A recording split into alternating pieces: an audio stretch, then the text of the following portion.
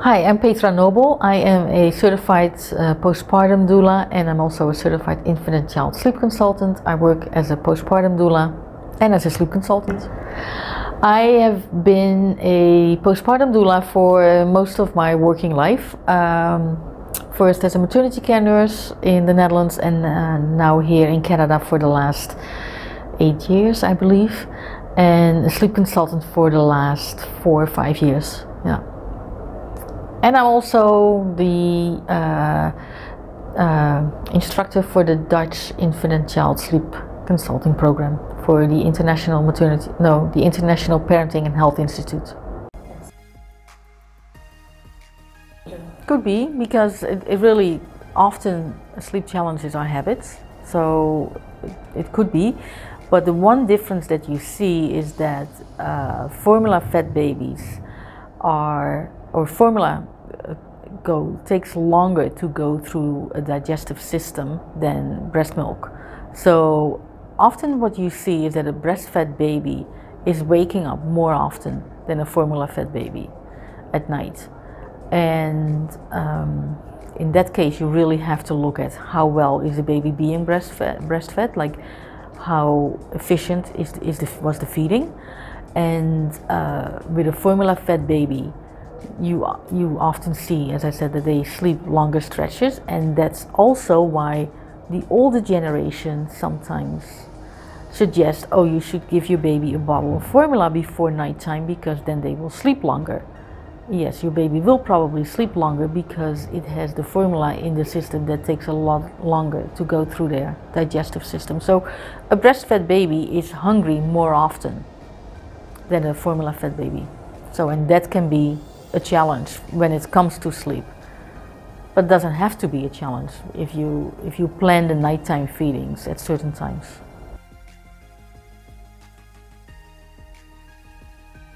Well, I hope most newborn babies sleep like 18 hours in 24 hours. So if a baby gets that much sleep, that would be okay. I think they should be, and I'm not saying that it's a red flag, but they really should make sure that their child gets a proper amount of sleep, and there are guidelines. So yeah, if we say for a newborn, like the first 4 weeks, we say like 18 hours, and if your child has a day when there's 16 hours of sleep, that's fine too. But you also need to realize that especially when babies are young, often one feeding goes into the next feeding. So when breastfeeding is established after hopefully a week or 10 days, when you see that, hey, I really have milk and my baby is growing and we are doing really well.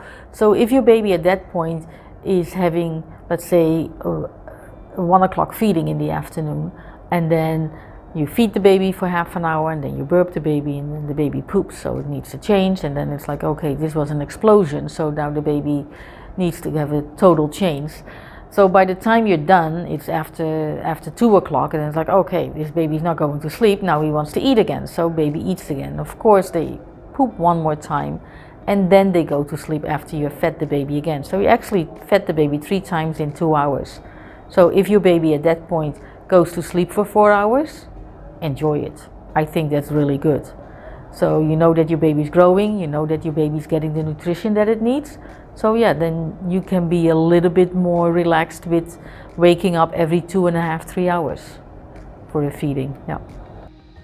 I guess it's really important that parents understand when they can step back from the feeding just a little bit and be a bit more relaxed with it. So when somebody like a postpartum doula will come and check in on them with them during the first week, 2 weeks of their new parent life, and shows them like, hey, your baby is getting enough nutrition, your baby is having enough output, enough wet diapers, enough poopy diapers.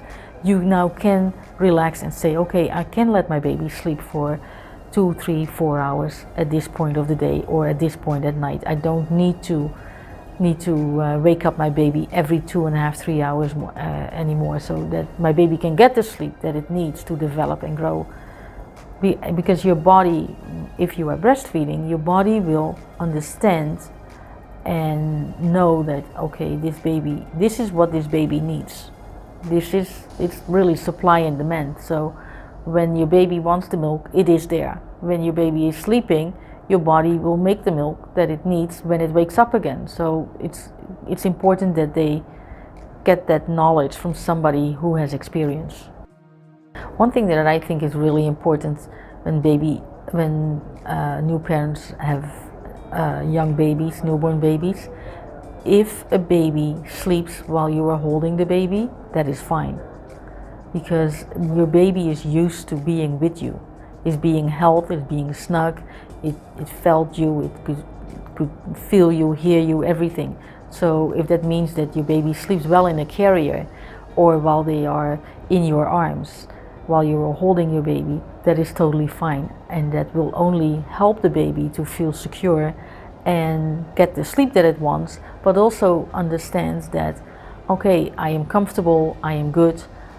It's building up a relationship with your baby, so that when you are choosing to let your baby sleep in its crib at one point, your baby will be able to do that with your support, because it already knows, like when I was a newborn, although the baby doesn't know when it was a newborn, but it knows, like, my mom is here, my dad is here, my parent is here, I can do this. They trust me, and your baby trusts you. Holding your baby for sleep is one of the best things you can do when they are really young.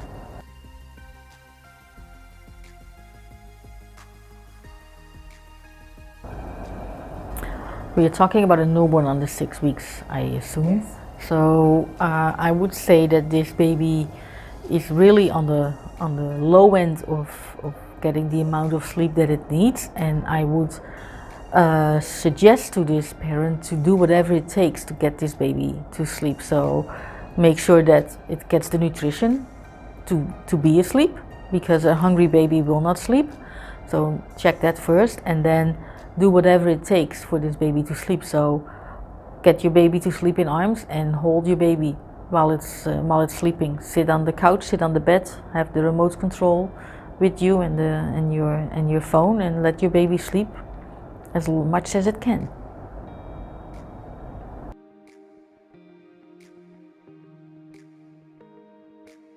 One thing that's really important is sleep environment for the baby, so that it's the correct temperature, that there is some white noise blacking it out, because your baby is used to being in a noisy environment before it was born. Correct temperature between 19 and 21 degrees Celsius. Being dressed appropriate, not overheated, not being cold. A cold baby will not fall asleep. An overheated baby is not comfortable and will wake up because of that. Nutrition, if your baby get the correct amount of food at the correct time to fall asleep and stay asleep. And if your baby is at a certain age, like 5-6 months, if your baby falls asleep away, that's also the way they need to be when they are going through sleep cycles. So if your baby is in your arms falling asleep, and then when the baby is in a deep sleep, you put the baby in the crib, and then after the first sleep cycle, 45-50 minutes, your baby is waking up, because it's like, hey, somebody was holding me and patting me and shushing me, and now I'm here by myself. So when that happens, that's when you can get started on having your baby to fall asleep by itself, because the way a baby falls asleep, that's how they work through sleep cycles.